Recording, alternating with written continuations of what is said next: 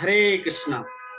तो चलिए हम लोग अभी आज का हमारा जो तृतीय पाठ है, जगन्नाथ कैसे नीलमाधव जगन्नाथ के रूप में परिवर्तित हुआ, उम्मीद करेंगे पूरा कवर करने का।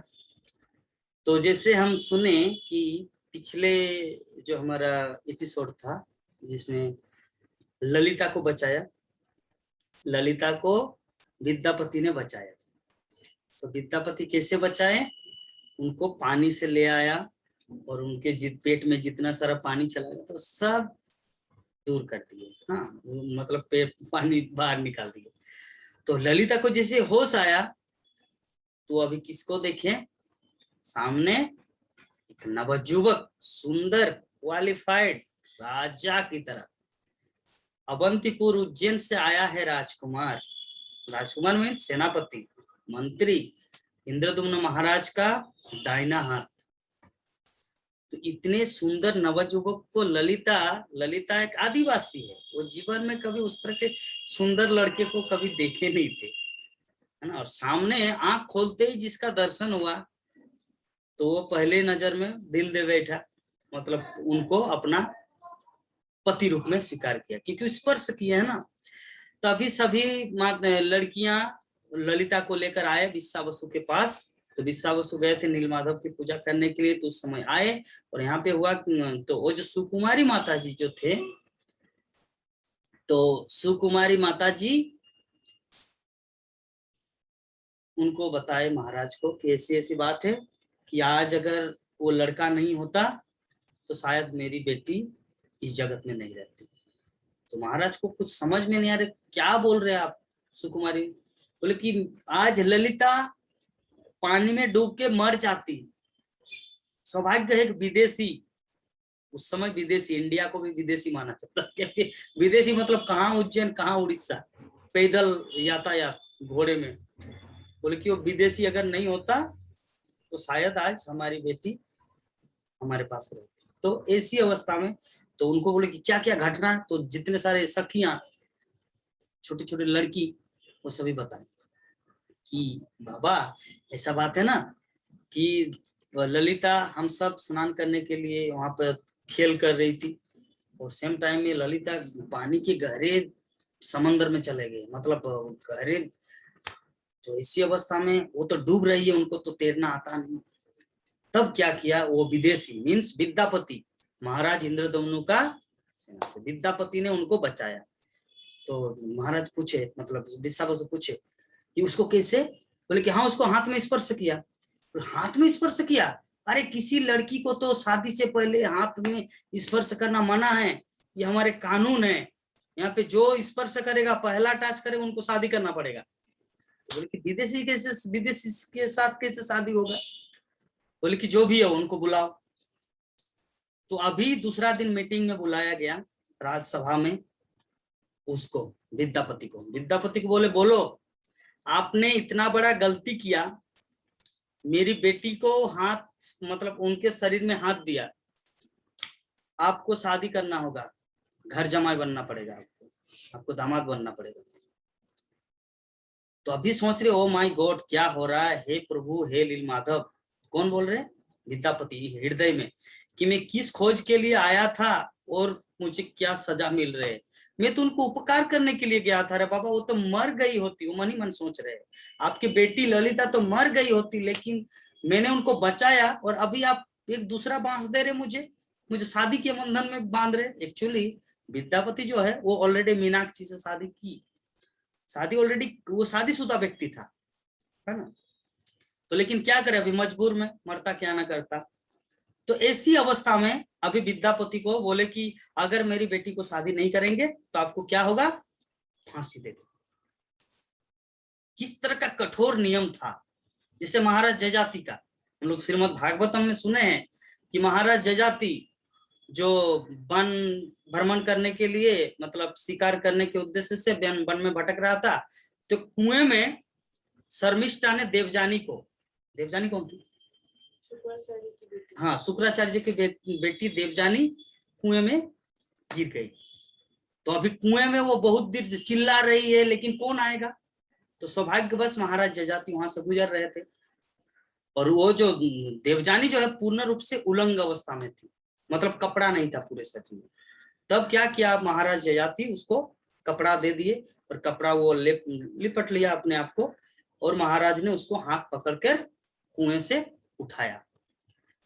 तो अभी वैदिक नियम ऐसा था कि जो व्यक्ति स्त्री को पहला टच करेंगे, स्पर्श करेंगे, उनको शादी करना होगा। तो अभी ययाति महाराज क्षत्रिय और शुक्राचार्य की बेटी देवजानी है ब्राह्मणी, तो अभी कैसे शादी होगा? तो प्रभुपाद कमेंट में लिख रहे हैं, मतलब तात्पर्य में इसे कहा जाता है विलोम, अनुलोम विलोम, इस तरह करके अलग अलग शादी होते हैं अलग टाइटल के साथ।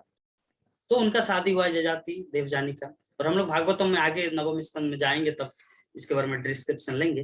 तो प्राचीन काल में ऐसा अवस्था था, तो अगर लड़की किसी को टच करेंगे या लड़का किसी स्त्री को टच, तो उसको शादी करना पड़ेगा। अभी तो बस में, ट्रेन में, सफर में कितना टच मैच हो रहा, कोई ऐसा कुछ नहीं है, है ना। एक ही ऑफिस में काम, एक ही ट्रेन में, एक ही बोगी में, एक ही सीट में बैठ के आना जाना, कलयुग है, ठीक है ना, पहले जैसा नहीं है। तो अभी ऐसी अवस्था में क्या हुआ, विद्यापति को बोले कि विद्यापति अगर आप शादी नहीं करेंगे मेरे बेटी को, तो आपको तो फांसी पे चढ़ना ही पड़ेगा। तो अभी विद्यापति ऐसे सोच में पड़ गए, अरे भगवान क्या करेंगे। तो उनका जो मित्र था सृष्टिधर, जो दोनों आए थे नीलाचल, तो सृष्टिधर को तो वो तो चिंतामणि ने उनको बचाया औषधि देकर, झाड़ फूंक करके। तो सृष्टिधर एक दिन क्या कर रहे, वो अभी देख रहे मेरा मित्र कहाँ है, मतलब विद्यापति। तो कुछ लोग, 2-3 ब्राह्मण उधर से एक रास्ते से गुजर रहे थे और बोल के हाय रे बेचारा विदेशी विद्यापति को फांसी दे देंगे, ऐसे बातचीत करके जा रहे हैं। और सेम टाइम में सृष्टिधर के कान में वाला आवाज गूंज उठी, रुको रुको रुको रुको रुको, क्या बात है, आप कहाँ से आए? बोले कि मैं उज्जैन से आया हूँ। बोले क्यों क्यों रोका? बोले कि आप अभी अभी जो जिसका नाम जिक्र किया क्या है? बोले कि हाँ विद्यापति, वो विदेश से आया, उनको मतलब फांसी दे देंगे। क्यों, क्या जुल्म किया? अरे वो एक महाराज की लड़की को हाथ दिया और अभी वो शादी नहीं करना चाहता है, इस तरह चलेगा क्या? हमारे राज्य का नियम थोड़ा अलग।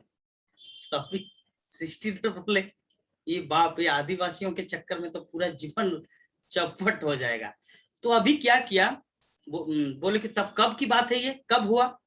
बोले कि कल सुबह उसको फांसी पे चढ़ाया जाएगा विद्यापति को। आप कौन होते हैं बोलने वाला?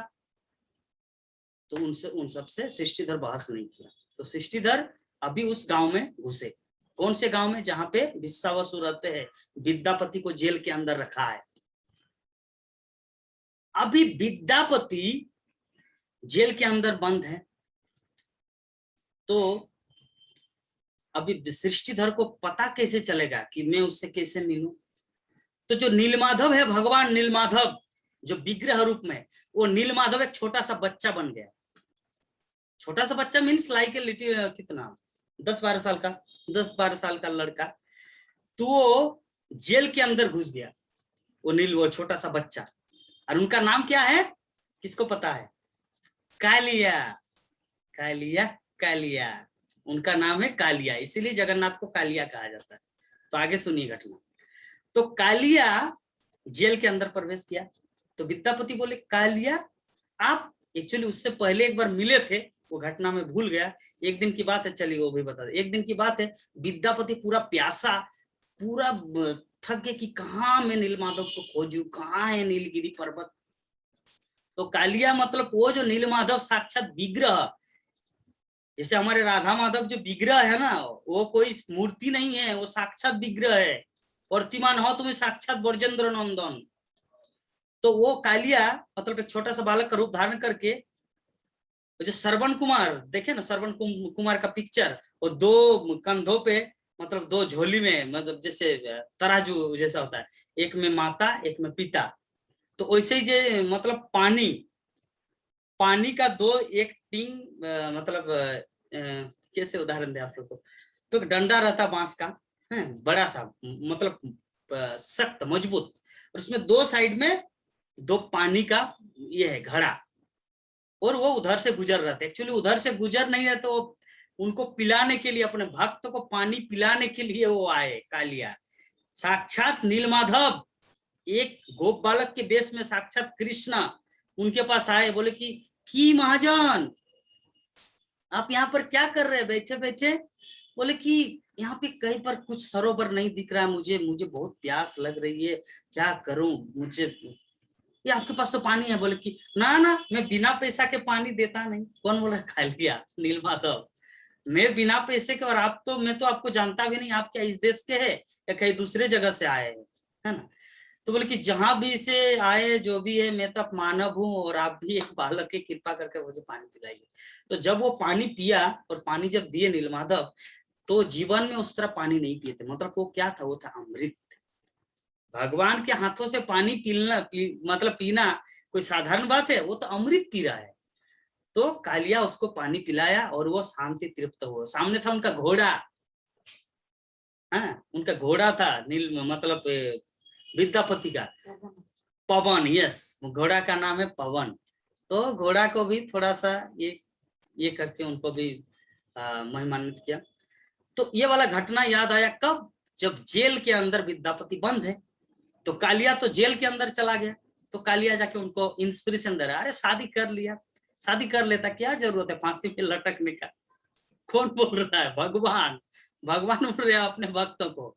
हमारे शास्त्रों में बताया जाता है कि ब्रह्मचारी रहना है ना? ब्रह्मचारी रहेंगे तो शुद्ध भक्ति होगा, भगवत धाम प्राप्त करेंगे। और भगवान क्या बोल रहे? अरे शादी कर लिया होता क्या जाता है ना? तो बोले कि प्रभु, लेकिन मैं प्रभु नहीं हूँ। उस समय थोड़ी जानेंगे प्रभु है, भगवान है, वो छोटा सा बालक है। बल्कि उनको पूरी तरह भुला दिए कि यार कालिया इससे मध्यरात्रि में जेल के अंदर कैसे आया। उनको कुछ होश ही नहीं है। यही होता है भगवान की जोगमाया शक्ति। भगवान की जो जोगमाया शक्ति है ना, सब कुछ भुला देते हैं। जसोदा माँ ने देखा, एक कान्हा दिखा, मुंह में क्या खाया दिखा, हाँ करके दिखा, पूरा मिट्टी, मिट्टी क्या, पूरा अखिल विश्व ब्रह्मांड दिख रहा है। और 1 मिनट के बाद पहले क्या बोले, ये रे पापा, ये तो मेरा बेटा नहीं है, ये तो पूरा ईश्वर परम कृष्ण सच्चिदानंद विग्रह अनादिरादि गोविंद सर्व कारण कारणम। किंतु 1 मिनट के बाद बुला देते, ये मेरे बच्चों, मेरे बेटे, आओ आओ आओ, कुछ खाए नहीं, सुबह से सिर्फ खेल रहे, मेरे बेटे आओ, स्तन पान करो, दूध पान करो, आओ आपको मक्खन खिलाते। ये जोगमाया, मतलब जोगमाया क्या है ना, भगवान की जो जोगमाया शक्ति है ना, भक्तों को बुला देते क्यों भगवान है। 2 शक्ति काम करती है।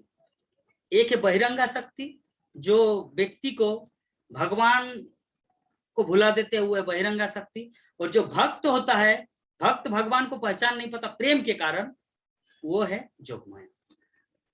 तो जोगमाया शक्ति के कारण मतलब ये समझ नहीं पाया कौन? विद्यापति। तो बोले कि ऐसा ऐसा, उनको कुछ गाइडेंस दिया, कुछ पॉइंट आउट किए, बोले कि शादी कर लो। तो सेम टाइम में 2 घंटे के बाद ललिता वहां पर आई। कहाँ? जेल के अंदर। तो जेल के अंदर आकर बताया विद्यापति को, अच्छा मुझे एक चीज समझ में नहीं आ रहा कि मैं सुंदरी हूँ, मेरे पास सब कुछ गुनावली है, हाँ, और मेरा पिता राजा है, फिर भी आप मुझसे शादी करने से इनकार क्यों करते हैं? आई डोंट अंडरस्टैंड, मैं समझ नहीं पा रही क्या बात है। तब विद्यापति बोले कि देखिए देवी, ये सबका एक पर्सनल जिंदगी, पर्सनल मैटर है, इसमें हस्तक्षेप न करना ही अच्छा है। मैं तो कह दिया सबके सामने कि मैं तुम्हें शादी नहीं कर सकता, क्योंकि वो तो नहीं बता पाएंगे कि मैं शादीशुदा हूँ ऑलरेडी या कुछ और। अच्छा, तो एक्चुअली उन लोग, विद्यापति का उद्देश्य ये सब कुछ नहीं है, सब डिस्कस करना। उनका उद्देश्य एकमात्र नीलमाधव की खोज करना। नीलमाधव कहाँ है, नीलगिरी पर्वत कहाँ है, उनको अभी तक पता नहीं चला।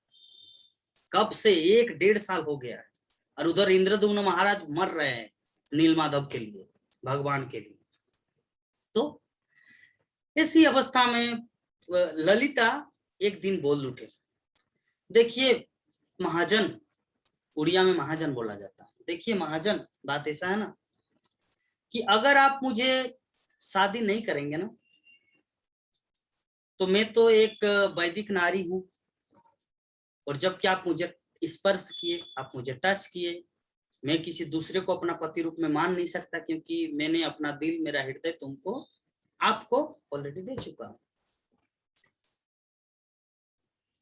जस्ट अभी ये लाइफ, ये जो मेरा जीवन है, नीलमाधव के चरणों में समर्पित कर देंगे। जैसे नीलमाधव का नाम उच्चारण हुआ, नीलमाधव को समर्पित कर देंगे।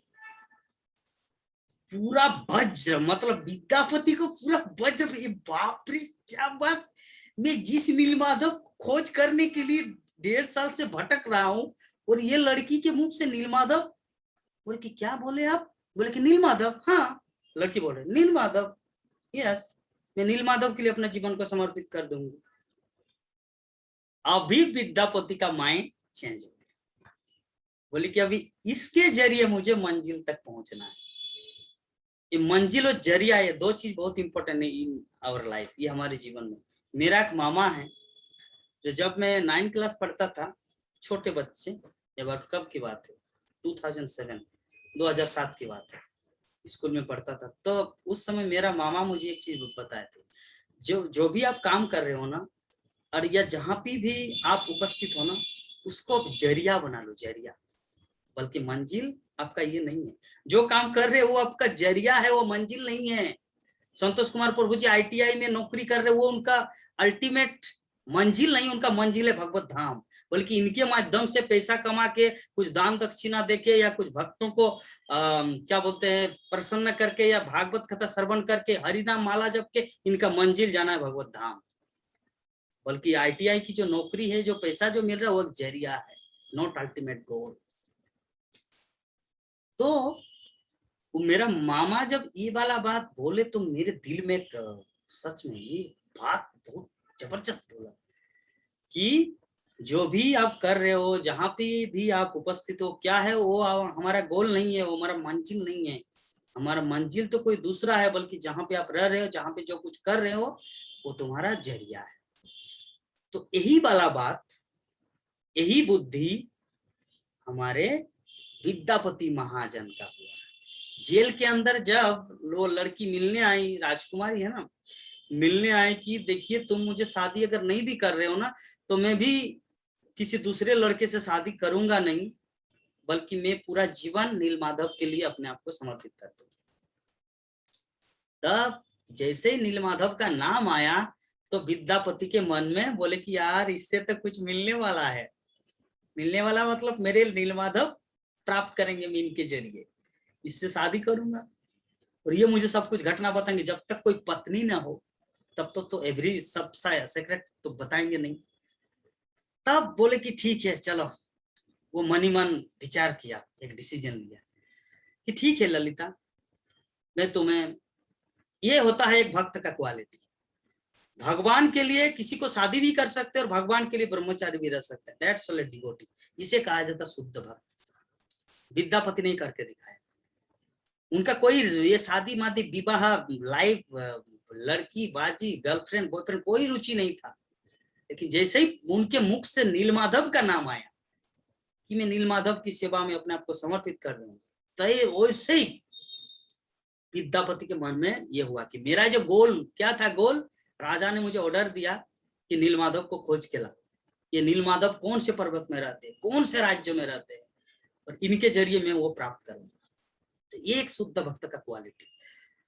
अगर भगवान के लिए अगर हम लोग को शादी करना पड़े तो शादी करना पड़े। जैसे कर्दम मुनि, ब्रह्मा जी बोले कि तुम्हें शादी करना होगा, बोले कि नहीं मैं तपस्या मपस्या करूंगा, शादी वादी गृहस्थ जंजाल मेंटेनेंस कहाँ पर खिलाऊंगा लड़की को, ये दूसरों की लड़की को अपने घर में बुलाना, कहाँ पर काम करेंगे, क्या नौकरी जॉब मिलेगा कि नहीं, मैं ये सब झंझट नहीं ले सकता। कौन बोला था?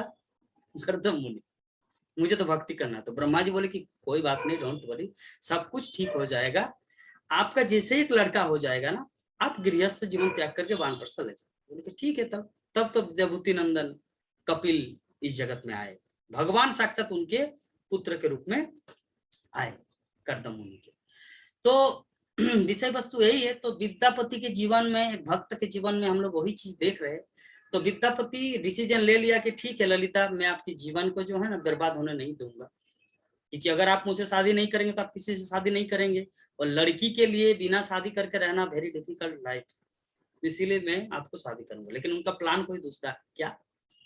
नीलमाधव को प्राप्त करना, शादी में उनका कोई दिलचस्पी नहीं। तो विद्यापति एक्सेप्ट कर लिया। दूसरे दिन फांसी होने का जो दिन है, कल फांसी होगा, कल फांसी होगा। तो फांसी होने के पहले दिन ललिता उनसे मिलने आए। तो सभी सभासद सुनो सुनो सुनो, आज विद्यापति को फांसी दिया जाएगा। तो ऐसे विद्यापति को बोले कि देखिए, मैं जो गलती किया हूँ, आपके देश का जो कानून है कि किसी स्त्री को अगर हाथ लगाए तो उनसे शादी करना, तो मैं मानता हूँ, और मैं आपकी लड़की से, आपकी पुत्री से, ललिता से शादी करूँ। तो इस प्रकार विद्यापति ललिता से शादी की। शादी करने के बाद 3-4 दिन बाद की घटना।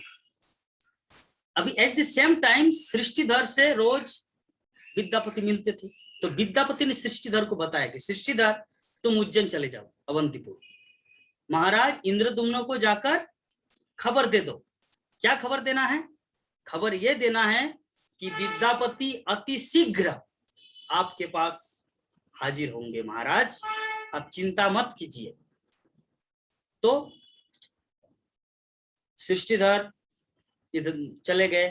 तो अभी उज्जैन की हालत जो है, अवंतीपुर में इंद्रदुम्न महाराज की जो हालत है, वो हालत इस प्रकार कि महाराज का 1.5 साल हो गया भक्तों को विभिन्न दिशाओं में नीलमाधव और नीलगिरी पर्वत की खोज करने के लिए। नीलमाधव कैसे जगन्नाथ बनेगा, है ना, वही लीला चल रहा है कि नीलमाधव पहले, जगन्नाथ से पहले नीलमाधव आए थे, और नीलमाधव कैसे जगन्नाथ रूप में कन्वर्ट हो गया। जैसे हाइड्रोजन तो ऑक्सीजन से पानी बनता है, तो नीलमाधव कैसे जगन्नाथ रूप में प्रकटित हुआ, वही लीला चल रहा है। इसीलिए भक्तों को ध्यान मग्न अवस्था में सुनना है। तो सृष्टिधर घोड़ा, मतलब अपने घोड़े गाड़ी से मोटरसाइकिल स्टार्ट किया और आके उज्जैन पहुंच गया घोड़ा में। घोड़ा का ही तो रूपांतर है ना मोटरसाइकिल।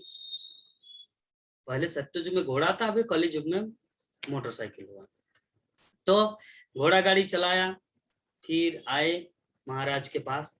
तो इंद्रदुम्न अभी आत्महत्या करने पर तुले है कि मुझे भगवान नहीं मिल रहा है, मैं तो अपना जीवन नहीं रखूंगा। अगर मंत्री परिषद, अगर आप लोग मुझे जाने के लिए आज्ञा नहीं देंगे तो मैं सब कुछ राजपाट छोड़ के एकदम भगवान की खोज के लिए संन्यास ले लूंगा। इंद्रदुम्न पूरा पागल की तरह आचरण कर, पागल की तरह मतलब वो भगवान के लिए पागल, भगवान के लिए पागल होना अच्छा है। तो इंद्रदुम्न महाराज इस तरह अवस्था देखकर सेम टाइम में वो जो द्वार रक्षी होते हैं, द्वार रक्षी बोले कि सावधान, सृष्टिधर राज्यसभा में पधार रहे हैं। जैसे सृष्टिधर का नाम आया, महाराज के जो जीवन जो है ना, सच में ये पूरा जीवन चलाया गया कि मृत शरीर में जैसे जान आ गई। तो जैसे ही सृष्टिधर आए तो महाराज इंद्रदुम्न उनको गले लगाया, बोले कि सृष्टिधर बोलो बोलो, क्या पहले तो मुझे बताओ खबर क्या है। तो सृष्टिधर बोले कि महाराज आपके लिए शुभ संवाद है, नीलगिरी पर्वत में बकरी का खिला दो।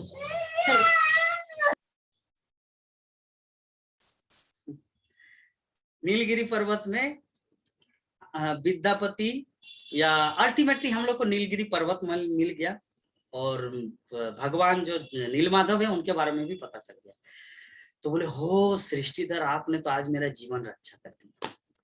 तो बोले कि कब हम लोग जा रहे हैं वहां पर, और विद्यापति क्यों नहीं आए? बोले कि महाराज उसके लिए थोड़ा सा समय लगेगा। बोले कि और कितना समय? मैं तो 1.5 साल से इंतजार कर रहा हूँ। हमारे लॉकडाउन पीरियड में जो भक्त मायापुर नहीं आ पा रहे, जैसे हमारे अंशुमान प्रभु और भी भक्तगण उपस्थित, जितने सारे भक्तगण हैं, मायापुर में राधा माधव को जो दर्शन नहीं कर पाए, उसका हृदय जल रहा है कि कब लॉकडाउन खुलेगा, कब मैं राधा माधव का दर्शन करूंगा। हृदय जल रहा है। तो भक्त तो 1.5 साल से इंद्रदुम्न महाराज भटक रहे कि कब महाराज नीलमाधव को प्राप्त करूंगा। तो बोले कि देखिए, एक्चुअली विद्यापति उनको, सृष्टिधर को बोले कि देखो, आप जाके महाराज को ये मत बताना कि मैं एक लड़की को स्पर्श किया, फिर उनके साथ शादी करना पड़ा, फिर ये हुआ, ये सब घटना कुछ मत बताना, महाराज को ये सब नहीं बताना। तो ऐसे तो बोले कि महाराज ऐसी बात है कि विद्यापति बहुत ही शीघ्र हमारे उज्जैन आएंगे और वो आपको सुसमाचार देंगे, तो इसीलिए आप थोड़े दिन के लिए प्रतीक्षा करें। तो इसके आगे क्या है, इसके आगे मैं आपको कुछ नहीं बता सकता, क्योंकि मेरी पाबंदी है, क्योंकि विद्यापति मुझे बोलने के लिए मना की है। तो जैसे ही ये सब खबर सुनाया तो इंद्रदुम्न महाराज थोड़ा गुस्से में आ गए। बोले कि राजा के सामने क्या ऐसा चीज जो नहीं बोलना चाहिए, जो मुझे छुपा के हाँ, तो बोले कि महाराज इसके लिए आप मुझे दंड दे। मैं उसके, लेकिन मैं अपने दोस्त, मेरे मित्र की जो जुबान में, जो उनको जबान दिया हूँ कि नहीं मैं नहीं बताऊंगा, तो नहीं बताऊंगा। इसीलिए सबसे वाणी जो है ना बहुत ही इंपॉर्टेंट है।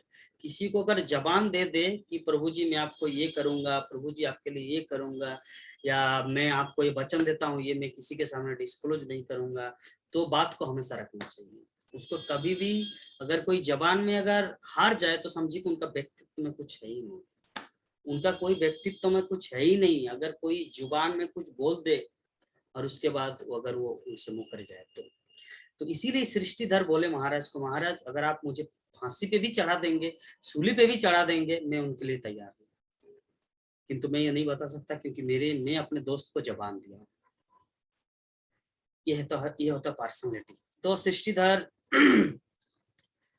तो अभी और 4-5 दिन वेट किया। 4-5 दिन वेट करने के बाद फिर सभा बुलाए और सभा में सृष्टिधर को बता के, देखिए सृष्टिधर, मैं महाराज इंद्रदुम्न आपको आज लास्ट वार्निंग दे रहा हूं, आप सच सच बताइए घटना क्या हुआ है, विद्यापति कब आएगा, नहीं तो मैं तुम्हारा जान ले लूंगा। तो ऐसे करके मतलब इंद्रदुम्न उनको ऐसे धमकी दे रहे हैं। तो इधर जो है, इधर का खबर मतलब उत्कल का खबर, 4-5 दिन हो गया है ललिता से शादी होके, सुहाग रात की बारी है, लेकिन वो उनका तो उद्देश्य वो सब कुछ करना नहीं, उनका उद्देश्य भगवान का चिंतन की, कब मैं नीलमाधव से मिलूंगा, कब मैं नीलमाधव से मिलूंगा, यही चिंता। तो अभी रात को वो तो पूरा रात जागते रहते थे, कौन, विद्यापति, एक ही बिस्तर में दोनों सोते थे पति पत्नी, लेकिन वो जागते रहते थे। तो एक बार की बात है, उनका ससुर मीन्स बिस्सा बसु कि कुछ फूल मूल लेकर या अपना कुछ ये लेके, जैसे फूल, रात 12 बजे कहीं पर जा रहे, तो ललिता को पूछे, ललिता आपका पिताजी कहाँ जा रहे हैं? बोले कि मेरा पिताजी नीलमाधव का पूजा करने के लिए जाते हैं एवरीडे। तो विद्यापति को तो और एकदम पूरा ये हो गया, अरे बाबा तो मैं भी जाऊंगा। बोले कि नहीं नहीं नहीं, एक बार मैं जाने की चेष्टा की थी बचपन में, लेकिन जब मैं वहां पर जा रही थी तो रास्ते में सांप, बाघ, हाथी, विभिन्न प्रकार के बाधाएं कि मैं वहां पर पहुंच नहीं पाया। उसके बाद मैं घर रिटर्न आई और उसके बाद मेरा पिताजी मुझे मना कर दिया कि वहां पर भगवान नीलमाधव मना किए है कि किसी को दर्शन नहीं देना, एकमात्र बिस्सा बसु पूजा करेंगे पूरे पृथ्वी लोक में। इसीलिए मैं उनकी बेटी, उनकी जन्मी बेटी, फिर भी मैं नहीं जा सकता, तुम तो दूर की बात है। तो बोले कि ठीक है, तब अगर मैं नीलमाधव का दर्शन नहीं करूंगा तो मैं अनशन रखूंगा, मीन्स खाना पीना बंद।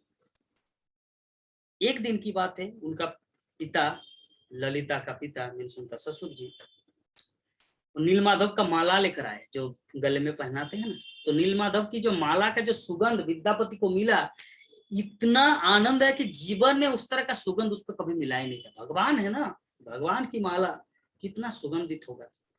तो अभी ललिता के सामने बोले कि ललिता, मैं एक ब्राह्मण तुम्हारे सामने प्रतिज्ञा करता हूं कि जब तक मैं नीलमाधव का दर्शन नहीं करता तब तक मैं अन्न जल पान कुछ नहीं करता।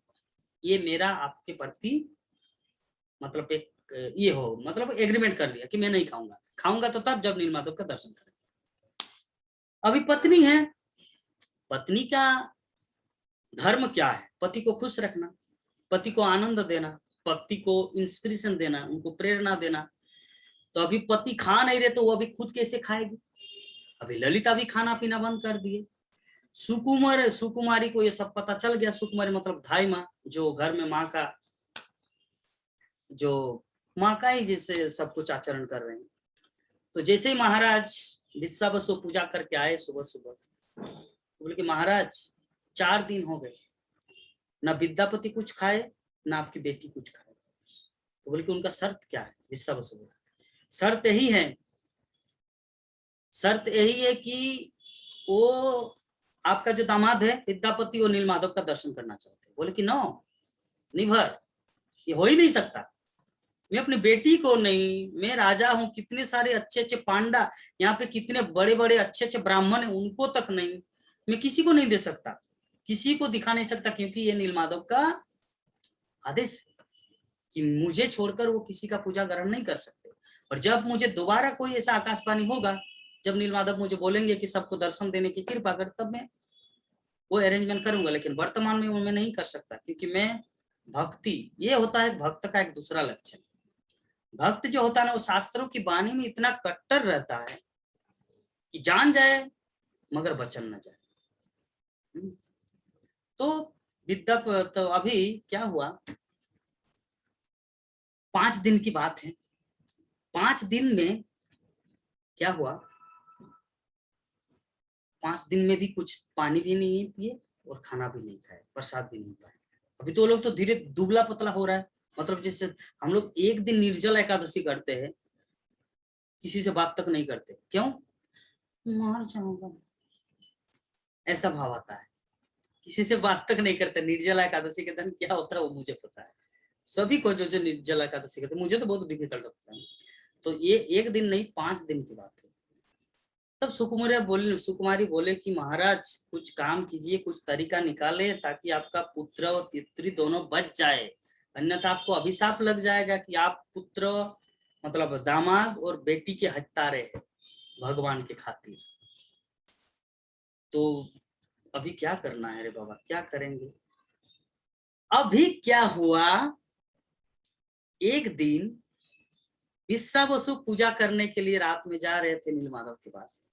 जो नीलमाधव जो विग्रह था वो कालिया, छोटा सा बालक बंसी बजा बजा के आ रहे। बोले कि अरे कालिया तुम, बोले कि हाँ। अरे तुमको जब भी मैं देखता हूँ ना, ऐसा लगता है कि तुम, पता नहीं, मेरा हृदय पूरी तरह से भर जाता है। विश्वा बसु कौन है, वो कालिया, वो लड़का साक्षात नीलमाधव, साक्षात भगवान जो भविष्य में जगन्नाथ बनेगा। तो नीलमाधव बोले कि क्या समस्या है, आपका चेहरा इतना उदास दिख रहे हैं। बोले कि क्या करूं कालिया, मेरा जो दामाद है ना वो इतना जिद्दी है, वो आप मतलब वो भगवान नीलमाधव की मैं पूजा करने अभी जा रहा हूँ। बोले कहाँ है, मुझे भी ले चलो। नहीं नहीं नहीं कालिया, आपको नहीं ले जाएंगे, वहां पर अलाउ नहीं है किसी का, वहां पे मैं एकमात्र जाता हूँ। उनको पता नहीं कि साक्षात भगवान है।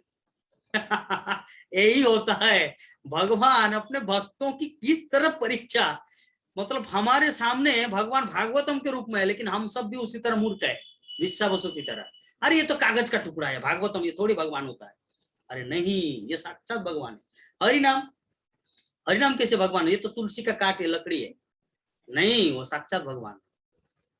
ये अंडरस्टैंडिंग करना, ये सब लीलाओं के माध्यम से हम लोग को अपना रियलाइजेशन व्यक्त करना कि भगवान किसी न किसी रूप में, हम लोग चाहते हैं कि हे प्रभु कब आपका दर्शन होगा, कब आपसे मिलेंगे।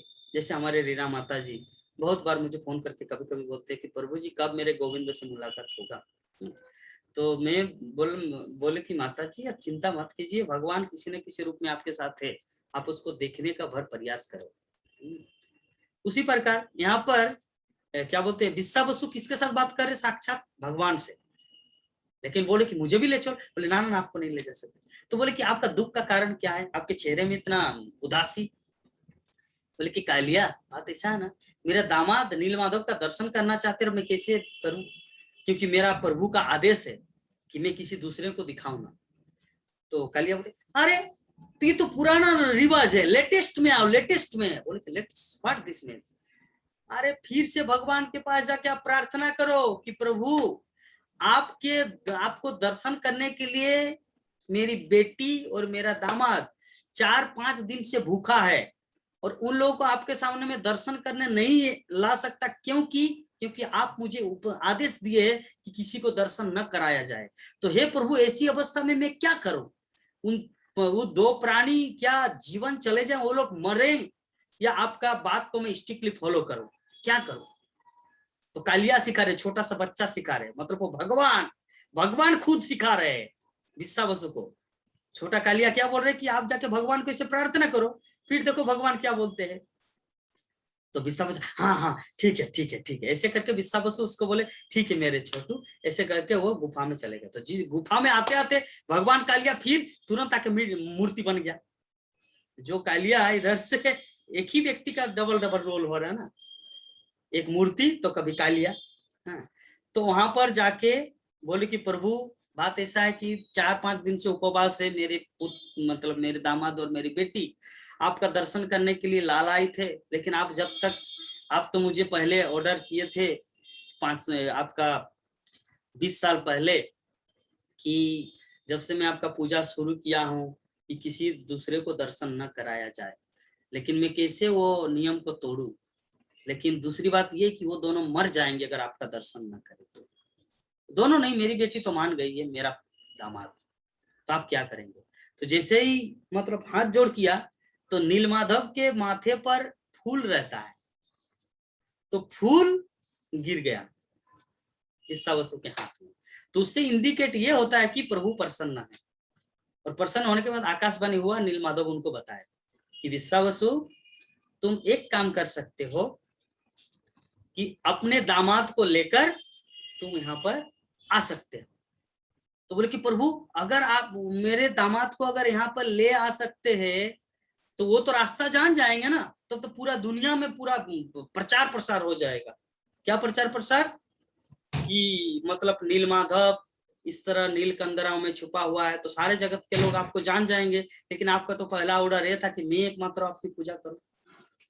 बोले कि एक काम करो, मैं आपको दूसरा बुद्धि देता हूँ। मूर्ति बात कर रहे हैं विश्वावसु से। कौन? जगन्नाथ। उससे पहले नीलमाधव। नीलमाधव क्या बोल रहे हैं? आप उनको पट्टी बांधकर, घर में ही पट्टी बांध देना विद्यापति को, आपके दामाद को, और उनको हाथ पकड़कर यहाँ पर गुफा में ले आना। तो गुफा में आके उनके पट्टी को खोल देना, और फिर जब घर ले जाएंगे तो फिर पट्टी बांध के घर में जाके उनके पट्टी को खोल देना, ताकि पता ही न चले कि वो कौन से रास्ते में आया था और कौन से रास्ते में जा रहे हैं। तो देखना और ना देखना तो बराबर है। सांप भी मरे, लाठी भी न टूटे। बोले कि वाह प्रभु वाह, नीलमाधव मैं तो प्रसन्न, मैं तो गदगद हो गया प्रभु जी, आपकी बुद्धि ऐसा ऐसा। तो ये वाला बात विश्वावसु आके अपने दामाद और बेटी को बताए। तो जैसे ही बताए तो अभी उनका दामाद बोले कि अच्छा नीलमाधव का दर्शन तो होगा होगा। तो अपनी बेटी, तो अभी सोने का टाइम है, तो अभी अपनी पत्नी को बोल रहे ललिता को, ललिता कि मैं नीलमाधव को दर्शन करूंगा, लेकिन बोले क्या लेकिन क्या है? ललिता पूछ रहे आपको दर्शन करना है, आपको तो दर्शन मिल रहा है, तो आप इसमें चिंता करने की क्या बात है। एक्चुअली ललिता को तो ये भाव पता नहीं कि उनको तो नीलमाधव को उठा के उज्जैन ले जाना है, ये प्लान है। विद्यापति इंद्रद्युम्न महाराज का प्लान क्या है कि नीलमाधव को उठाकर उज्जैन में ले जाना है। लेकिन ललिता को तो ये सब कुछ भाव पता नहीं है, लेकिन उसके मन में यही चीज चल रहा है। तो एक दिन की बात है कि विद्यापति इस तरह घूमते घूमते जंगल की तरफ आ गए, और जंगल की तरफ आके एक पेड़ के नीचे बैठकर सोच रहा है कि क्या किया जाए। सेम टाइम में आ गया कालिया। कौन कालिया? छोटा सा बालक जो पहले 2 बार मिले थे। एक बार पानी पिलाया, दूसरा बार जेल खाना में, और तीसरा बार जंगल में। जंगल में बोले कि क्या चिंता क्यों कर रहे हैं, आपके चेहरे में इधर उदासी क्यों छाई हुई है। तो बोले कि क्या बताऊं, मुझे नीलमाधव का दर्शन करना था, और मेरे ससुर जी मुझे नीलमाधव का दर्शन कराएंगे, लेकिन पट्टी बांधकर मुझे रास्ता का ज्ञात नहीं रहेगा। मैं कभी कभी अपनी तरफ से भी जो तो जाके उनको दर्शन करूं। तो बोले कि अरे इसके लिए सोचना क्या है। बोले कि सोचना मतलब अरे मास्टर प्लान लगाओ बाबा, दुनिया के लोग प्लान करते हैं, मास्टर प्लान लगाओ। बोले कि मास्टर प्लान व्हाट दिस। एक काम करो, मैं आपको बुद्धि बता रहा हूं। आपके घर में सरसा है ना, सरसा, सरसों का तेल, कच्ची घानी सरसा है ना। बोले कि यस।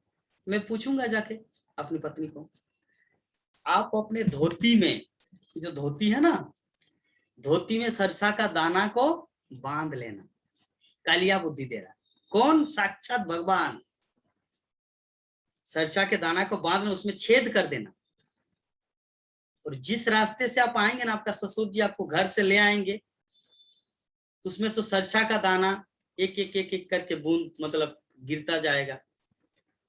और 2 महीने के बाद, 3 महीने के बाद, सावन भादो, जब कहने का अर्थ है जब वर्षा का दिन होगा, जैसे पानी वहां पर बरसेगा तो ऑटोमेटिक वहां से सरसा का दाना, सरसा का फूल फूट के रहेगा। तो आप ऑटोमेटिक या समझ पाएंगे कि इस रास्ते से आप गए थे, इस रास्ते से। कालिया क्या मास्टर प्लान बताए रे मेरे यार, यू आर सो स्वीट। आप तो बहुत सुंदर है, आप तो मेरे प्रिय बंधु है। उनको पता नहीं है कि कालिया साक्षात भगवान नीलमाधव है। इस घटना के माध्यम से हम लोग को एक सीख लेना चाहिए। इस घटना के माध्यम से हम लोग को एक सीख लेना चाहिए। श्रील प्रभुपाद के 10वें स्कंद के किसी तात्पर्य में लिखा है, विश्वनाथ चक्रवर्ती ठाकुर कमेंट करते हैं तात्पर्य में भागवतम को लेकर कि जो भागवतम है ना, श्रीमद् भागवत महापुराण, ये साक्षात भगवान है। ये कोई कागज का टुकड़ा, कोई बुक नहीं, ये कोई प्रेस प्रिंटिंग का कोई मशीन का कारीगरी नहीं है। ये कौन है? साक्षात भगवान है। कौन बोल रहे? विश्वनाथ चक्रवर्ती ठाकुर, भागवतम के टीकाकार। तो इस घटना से हम लोग को एक चीज समझना है कि वो किसकी खोज कर रहे हैं? नीलमाधव की। लेकिन नीलमाधव किसी न किसी रूप में उसके पास आ रहे हैं, विश्वावसु के पास आ रहे हैं, हाँ, आपका विद्यापति के पास आ रहे हैं, लेकिन उनको पहचान में नहीं आ रहा। उसी प्रकार जब से हम लोग भगवान श्री कृष्ण के चरणों में अपने आप को सरेंडर कर दिए हैं, इसका मतलब कृष्ण किसी न किसी रूप में हमारे पास आ रहे हैं। अभी दूसरी बात है कि हम लोग इसे समझ पाए या ना पाए, लेकिन आचार्य लोग कहते हैं कि इसको समझना चाहिए। नाम रूपे कोलिकाले कृष्ण अवतार, चैतन्य चरितामृत में वर्णन है कि ये जो नाम है हरिनाम, हरिनाम के रूप में चैतन्य महाप्रभु बताइए कि कृष्ण जो है ना, नाम के रूप में इस जगत में विद्यमान है, और वो नाम हम सबको मिला है। और भगवान श्री कृष्ण जब इस जगत से जा रहे थे तब उद्धव ने पूछा कि प्रभु आप तो भगवत धाम चले जा रहे हैं, लेकिन आपके जाते ही कली का आगमन हो चुका, लोग लूट मार ये सब लाइक दैट, पता नहीं क्या होगा। तब भगवान श्री कृष्ण ने उद्धव को बताया कि उद्धव चिंता मत करो, डोंट वरी, मैं जबकि चला जाऊंगा लेकिन सूर्य के समान तेजस्वी श्रीमद् भागवतम मेरा प्रतिनिधित्व करेगा। कलियुग के लोगों को यही सच्चा राह, सच्चा पथ दिखाएगा मेरे धाम आने का या मुझे प्राप्त करने का। ये भागवतम में वर्णन है 11 स्कंद में, उद्धव को भगवान श्री कृष्ण बोल रहे हैं। तो हम सबको जो श्रीमद् भागवतम की कथा जो एवरीडे 3 घंटा करके मिल रहा है, तो ये कोई साधारण व्यक्तित्व नहीं, ये कौन है? साक्षात भगवान श्री कृष्ण। साक्षात भगवान श्री कृष्ण श्रीमद् भागवतम के रूप में विराजमान है। तो अभी तो हमारा टाइम हो गया, 6 बज गया। हम सोचते हैं कि कंटिन्यूशन हमारा श्रीमद् भागवत कथा मीन्स जगन्नाथ कथा अभी 2-3 दिन चलाएंगे। आज हुआ पहला दिन, कल गुंडीचा मार्जन, फिर रथ यात्रा, तब तक सब कुछ कवर हो जाएगा जगन्नाथ कथा का। तो अभी आज तक जो हुआ कि वो कालिया विद्यापति को बताया कि तुम सरसा का दाना लेकर जाना, फिर आने जाने में आपको जब नेक्स्ट बार जब आएंगे तो आपको पता चल जाएगा। तो पहला बुद्धि विश्वावसु को दिया कौन? नीलमाधव। कालिया क्या बुद्धि दिया था कि तुम भगवान को जाके पूछो ना कि पहले तो प्रभु आप 20 साल पहले एक ऑर्डर दिए थे कि मैं आपका दर्शन किसी को न कराऊं, लेकिन अभी 2 प्राणी मरेंगे, आपको अगर न देखे तो अभी क्या करें? तो वो भी बुद्धि कौन दिया? कालिया। और जो सरसा का दाना जो बुद्धि दिए, ये कौन दिया? कालिया। कालिया हुई कालिया, स्वयं जगन्नाथ, नीलमाधव। तो बने रहिए, कल हम लोग इसी विषय में और चर्चा करेंगे।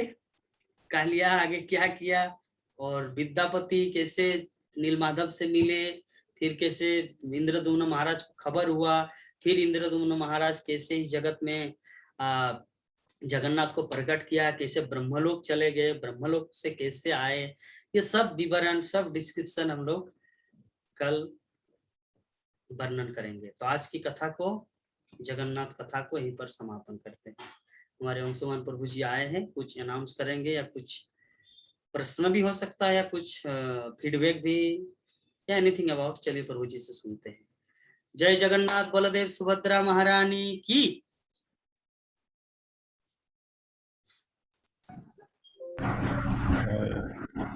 भगवान श्री श्री नीलमाधव की जय।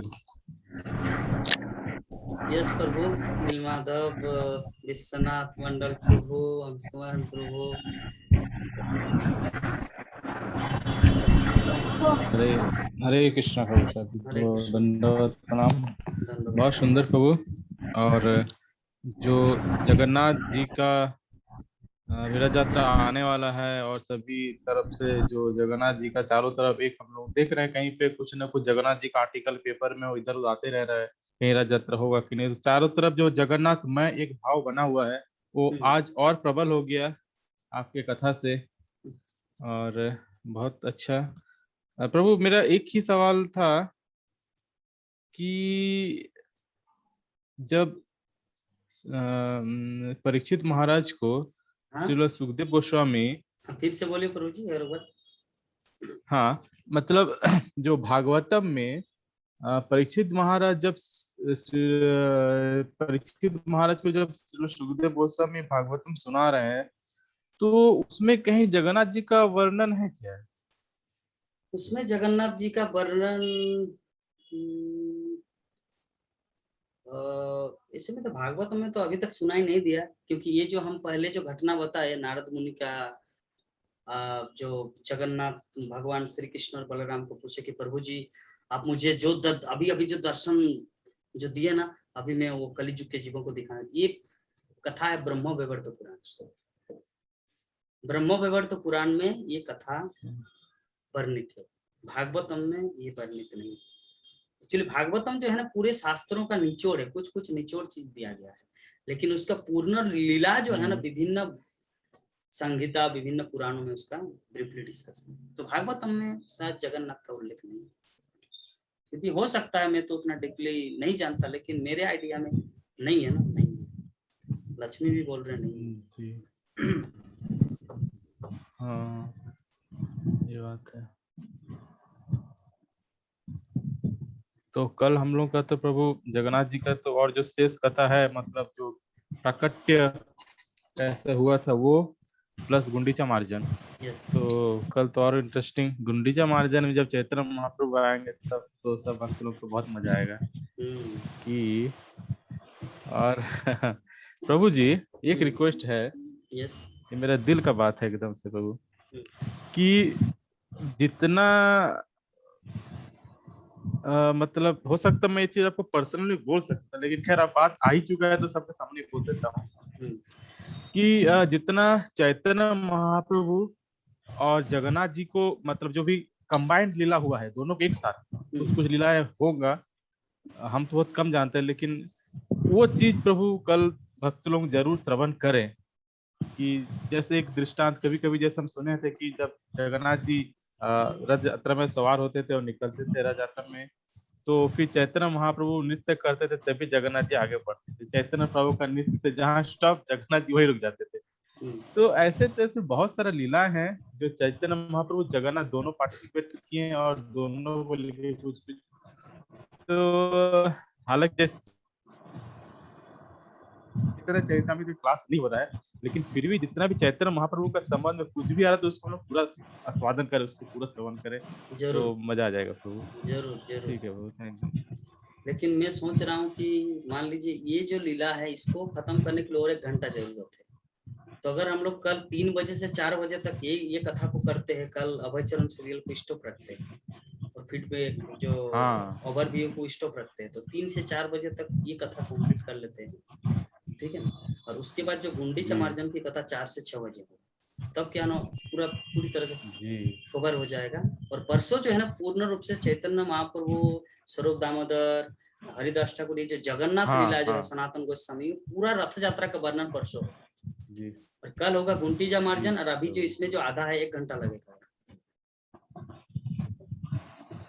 जी जी आप लोग को सुनने में तो अच्छा लग रहा है ना, ऐसा लग रहा है ना जैसे आप लोग देख पा रहे हैं जो मैं वर्णन कर रहा हूँ। संतोष प्रभु, हरि बोल। अच्छे हो। सभी भक्तों से हरे मैं कृष्णा फीडबैक जानना। प्रभु जी।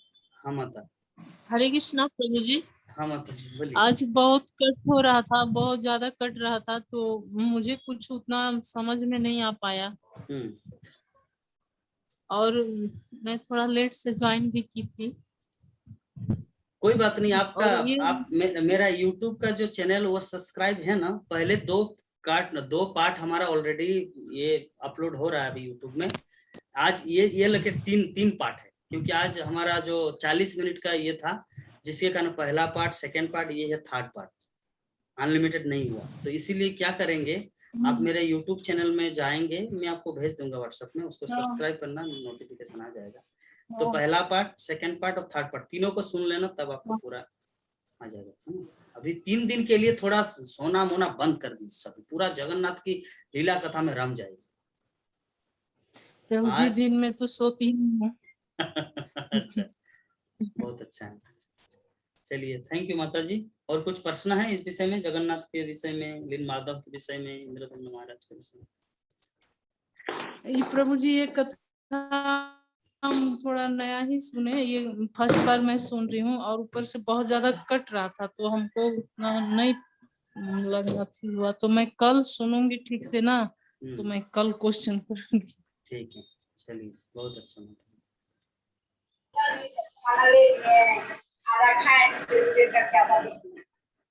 तिबा माता जी, कैसा लगा आज की जो कथा?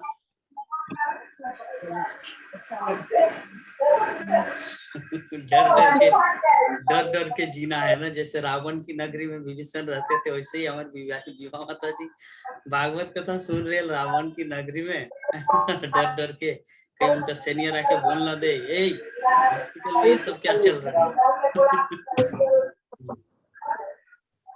चलिए, आई अंडरस्टैंड माता जी, मैं समझता हूँ। ठीक है माता जी। संतोष प्रभु जी, हरे कृष्णा।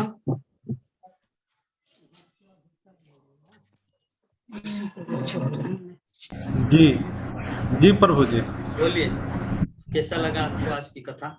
नहीं, ये कथा बहुत अच्छा लगता है, मेरा दिल को छूता है प्रभु जी। एक्चुअली ये कथा ना एक अंशुमन प्रभु हमको दिए थे पेन ड्राइव में, और मैं जब भी कार चलाता हूँ तो यही कथा सुनता हूँ, लील माधव भगवान का। जो इंद्रदुम्न जो थे राजा, वो भेजे थे अपने मंत्री को पता लगाने के लिए कि वो पहाड़ पे जाते थे और वो फूल चढ़ा के आते थे, अलग खुशबू आता था। ये हमको दिल को छूता है, पता नहीं क्यों, बहुत अच्छा लगा। बहुत बार सुन चुका हूँ और आपके मुख से सुनने से और भी अच्छा लग रहा है। हरे कृष्णा प्रभु जी। हरे कृष्ण।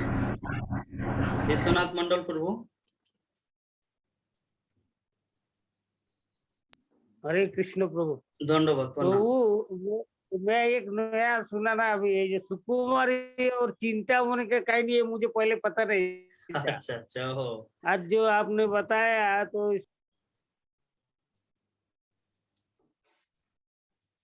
अनम्यूट कीजिए पहले, अनम्यूट कीजिए। म्यूट हो गया प्रभु। हाँ, अनम्यूट कीजिए।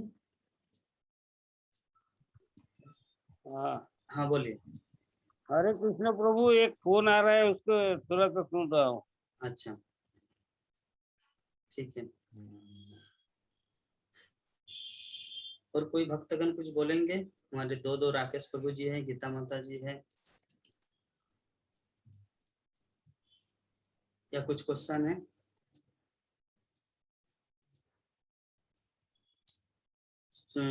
चलिए, तब हम लोग आज की कथा को समापन करते हैं, विराम देते हैं।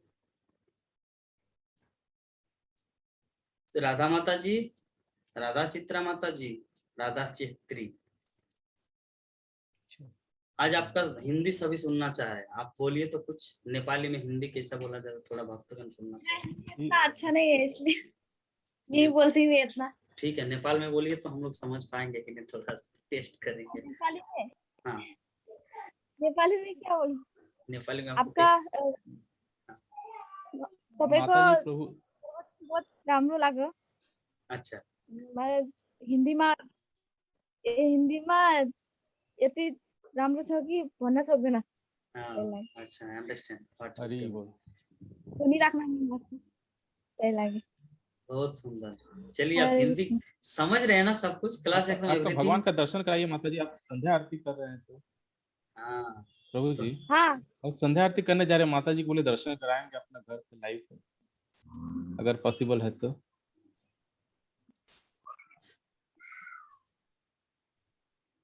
किसका? आपको बोल रहे हैं, आपका जो भगवान है उनको दर्शन कराएंगे कैसे होगा?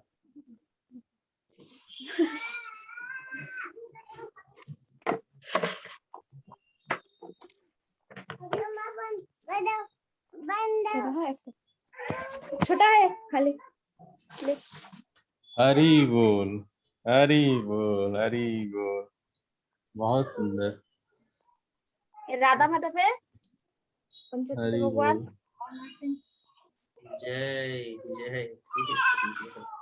चलिए सभी कृष्ण के प्रति इतने सुंदर रूप से जुड़े हुए हैं ना, इन भक्तों को देखकर ही मुझे प्रेरणा मिलती है कुछ कथा बोलने का या कृष्ण के बारे में महिमा। बहुत सुंदर।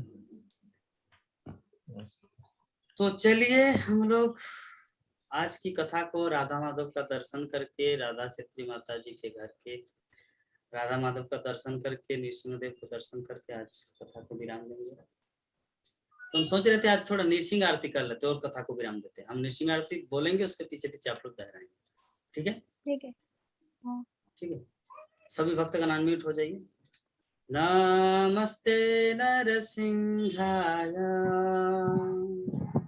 नमस्ते नरसिंहाय, प्रह्लाद लाददायिने, प्रह्लादलाय ददायिने, हिरण्यकशिपुर्वक्षः, हिरण्यकशिपुर्वक्षः, शिलाटङ्कनखालये, शिलटङ्काय नखालये, इतो नृसिंहा परतो नृसिंहा, ईतो नृसिंह परतो नृसिंह, यतो यतो जामि ततो नृसिंहा, यत यत यामि ततो नृसिंह, बहिर्नृसिंहा हृदये नृसिंहा, बहिर्नृसिंह हृदये नृसिंह, नरसिंहमदिं शरणं प्रपदे, नरसिंहमदिं शरणं प्रपदे, तव करकमलवरे नाथाम् अद्भुत श्रृंगार दलिता हिरण्यकशिपो तनु भृंगां केशवधृता नरहरि रूपा, जय जगदीश हरे, जय जगदीश हरे, जय जगदीश हरे। तब करम तब कर कमल भरे नाथ, अद्भुत श्रृंगार दलिता हिरण्यकशिपु तनु भृंगाय केशवधृता नरहरि रूपा, जय जगदीश हरे, जय जगदीश हरे, जय जगदीश हरे, जय नृसिंहदेव नृसिंहदेव नृसिंहदेव, जय नृसिंहदेव, जय नृसिंहदेव, जय नृसिंहदेव, नृसिंहदेव जय नृसिंहदेव, जय प्रहलाद महाराज, प्रहलाद महाराज, प्रहलाद महाराज, जय प्रहलाद महाराज, जय प्रहलाद महाराज, प्रहलाद महाराज, प्रहलाद महाराज, जय प्रहलाद महाराज, जय जय प्रभुपाद, प्रभुपाद, प्रभुपाद, प्रभुपाद, जय जय प्रभुपाद प्रभुपाद प्रभुपाद जय जय प्रभुपाद जय जय गुरुदेव गुरुदेव गुरुदेव गुरुदेव। जय जय गुरुदेव गुरुदेव गुरुदेव जय जय गुरुदेव। निताय गौर हरि बोल हरि बोल हरि बोल हरि बोल। निताय गौर हरि बोल हरि बोल हरि बोल निताय गौर हरि बोल। जय निसुदेव भगवान की जय भक्तराज प्रहलाद महाराज की जय जगत गुरु शिल प्रभुपाद की जय निताय गौर प्रेमानंदे हरि हरि हरि बोल। आपका कंठ में प्रभु नृसिंह आरती बड़ी उत्तम लगता है, बड़ी बड़ी सुमधुर, बहुत सुमधुर, बिना मैंने कोई इंस्ट्रूमेंट का भी इतना सुंदर आपका कंठ है, क्या बात, मजा आ गया प्रभु। हरे कृष्ण। तो चलिए विराम देते आज की कथा को यहीं पर। वांछा कल्पतरुभ्यश्च कृपा सिन्धुभ्येव च पतितानां पावनेभ्यो वैष्णवेभ्यो नमो नमः। हरे कृष्णा कृष्णा हरे कृष्णा कृष्ण कृष्ण कृष्णा हरे हरे हरे राम राम राम हरे हरे हरे जय हरे हरे। समवेत गौर भक्तवृंद की जय जगत गुरु शिल प्रभुपाद की जय निताय गौर प्रेमानंदे हरि बोल। हरि बोल हरि हरि बोल हरि हरि बोल हरि हरि हृदय जगन्नाथ देव प्रभु की प्रभु की जय। लक्ष्मी जय। देवी दास माता जी की जय। जय।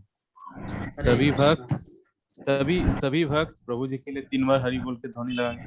हरि बोल हरि हरि बोल बोल हरि बोल। हरे हरि बोल कृष्ण कृष्ण हरे हरे हरे राम हरि बोल। राम राम राम।